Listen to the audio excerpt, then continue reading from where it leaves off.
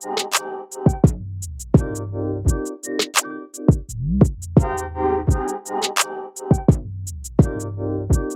afternoon, my peoples, and welcome back to the counterattack on this glorious Monday afternoon. I hope you and yours are doing very well. We are in the international break, and frankly, I love the international break. You get to see all sorts of stadiums and cities and people and football cultures that you really normally wouldn't when you're watching your favorite domestic league. I remember one time I was watching a Concacaf World Cup qualifier being hosted in Cuba in Havana, and randomly two dogs ran onto the field and stopped play for about 5 minutes. So that's just sort of the oddities that you can expect during the international break. During this international break, we had a few very strange, very interesting scenarios, let's call them. First up, World Cup qualifying takes us to Conakry. That is the capital, or at least the busiest city in the country of Guinea on the west coast of Africa. And there just happened to be a little bit of a coup d'etat. Special forces decided that they had enough of the quote unquote elected government, and they took the president hostage, they dissolved the constitution, and they closed the air and land borders in and out of the country. Normally, this would be just, par of the course of a West African coup, but unfortunately, there were FIFA World Cup qualification matches going on, and the Moroccan national team had made their way to Conakry to play Guinea in a qualifier. And in the most bizarre fashion, the Moroccan team wound up locked into their hotel. I'm not really sure where the Guinea team is because if you're a citizen of Guinea, the pushist, the coup makers, have decided that none of them can leave the country. I believe that there are some of them that play in some domestic leagues across Europe and they can't get out of the country. From the west coast of Africa, we swing into Central America where there's always something going on. And the match between El Salvador and Honduras, being hosted by El Salvador, spent about 15 to 20 minutes in complete darkness, or at least partial darkness, as there was a rolling blackout in the country. This is not super uncommon in that part of the world where electricity is not always guaranteed, but unfortunately, this happened when there was a full stadium in El Salvador and they had to halt the match for a little while. No big deal, 15 minutes, not as if it was a coup. The last bizarre thing that happened, or at least that was publicized during the international break, was the Brazil versus Argentina match where four Argentine players lied on their immigration documents about where they had been the last 2 weeks. So I know two of the players, Emi Buendia and Emiliano Martinez, and Christian Romero, all play for teams in the United Kingdom. And the United Kingdom is on the red list in Brazil, which means that they have to quarantine for 2 weeks after they enter the country. Obviously, they didn't. And everyone knew where they had been the last 2 weeks because it's on television that's streamed out to the entire world. How they thought they could get away with this, I have no idea.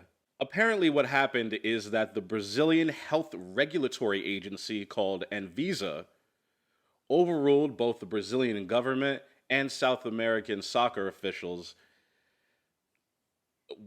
whether these four Argentine players could play in the game. They were going back and forth. The government had given them a waiver, but the health regulatory agency said, it's not happening. And what they did is they made their way to the stadium. Unfortunately, because of the traffic in Sao Paulo, it took them forever. So by the time they got to the stadium, the match had already started.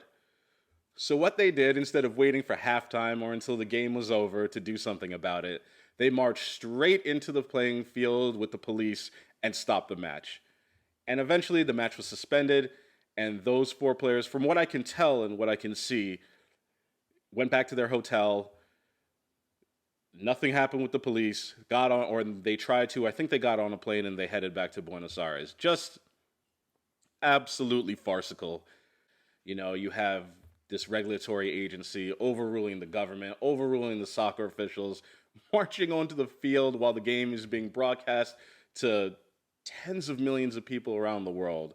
Completely farcical, ridiculous. Well, let's talk about some actual football, some actual soccer. Just get down to business. The United States qualifying campaign kicked off with a hard match against El Salvador. It was a hard physical match, and if you've ever watched Concacaf, a lot of these games, unless there's a huge gap between the two teams, really just turns into a bit of a battle, a real physical battle, and that's what this match with El Salvador was. The United States struggled to break down the low block that El Salvador set up. Eventually, they just decided it was time to chalk it into the mixer to their 6'3" striker, PFOC. But it didn't work.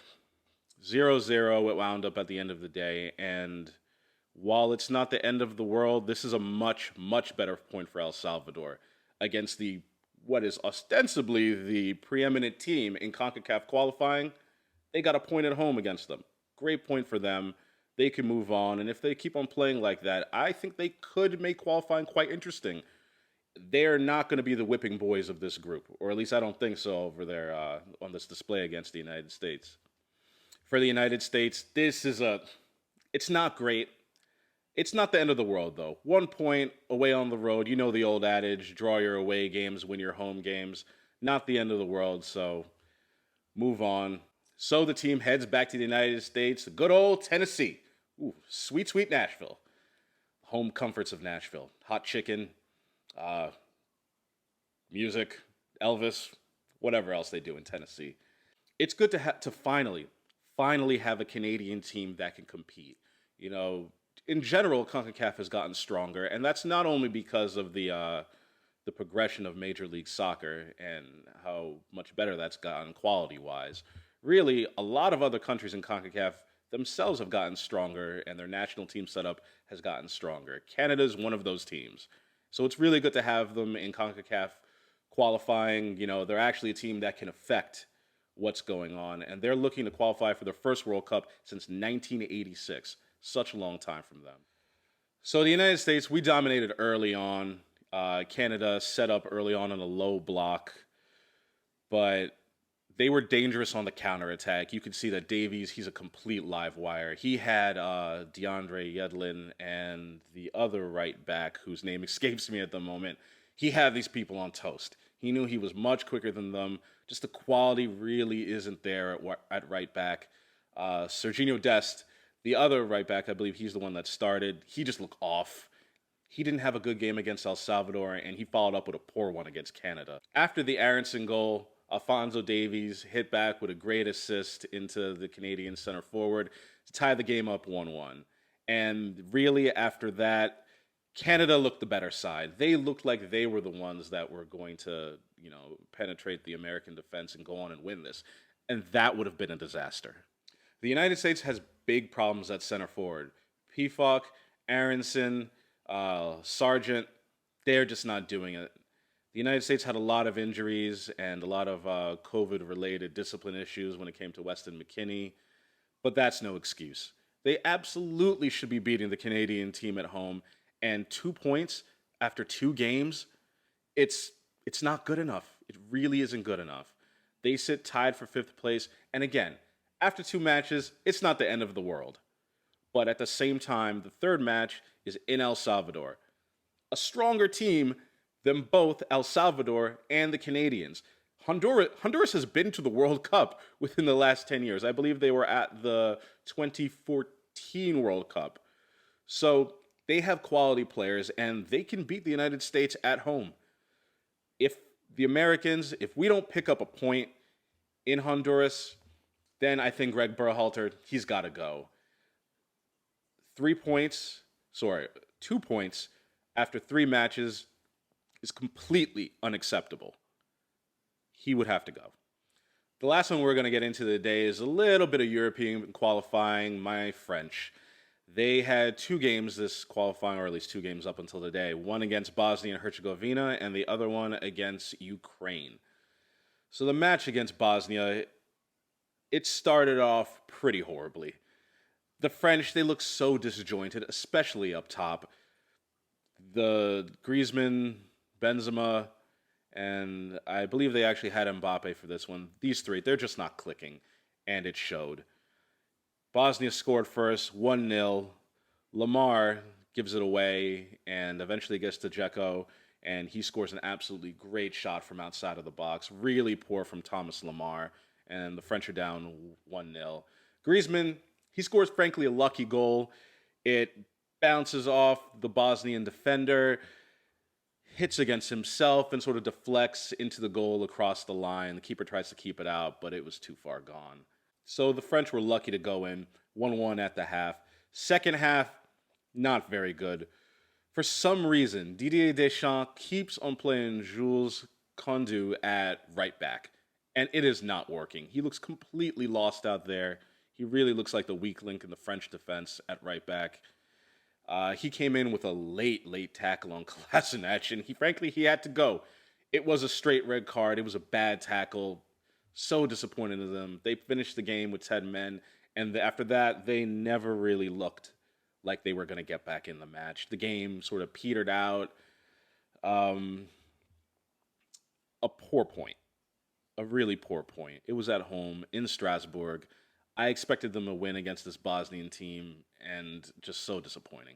The second match the French had was against Ukraine in Kiev, and they dominated possession again, but couldn't score again. Same old story, the front three, except this time Mbappe was out. In comes Kingsley Coman, and they, again, just look totally disjointed. Martial, I don't know why he keeps on getting picked for the French team. Griezmann toiled hard and long. He couldn't do much of anything. Coman ran in circles. Ukraine eventually, of course, sucker punched us and hit an absolute stunner. Great goal for them. Their crowd was going wild, and at that point, I feared the worst. I thought, lose this, and if Finland win one of their games in hand, the French are in trouble. But again, a lucky goal for Martial. It sort of like bobbles off his leg. He sort of mishits it and goes in the corner. Another fortunate goal. But 1-1. Again, front three not really clicking. Benzema comes on. That experiment, it's not really working that well. It works for periods of time. It worked for a little bit of time against the Swiss in the Euros, but eventually they just scored 2 unanswered. So the French find themselves still top of their qualifying group, but Finland, if they win their game in hand, they'll be only a point behind the French. The French actually have Finland next, so that is an absolute must-win game. Whoever Didier Deschamps picks to play across the front three, they have to score. They have to put at least 2-3 past Finland and, stay solid defensively. Otherwise, this qualifying campaign could turn nasty very, very quickly. And, I fear for Deschamps. I do fear for him because if the French drop into second place in this group, people in France are going to be calling for his head. Just to be clear, I'm not doing that right now. I think he won the World Cup, less than 3 years ago.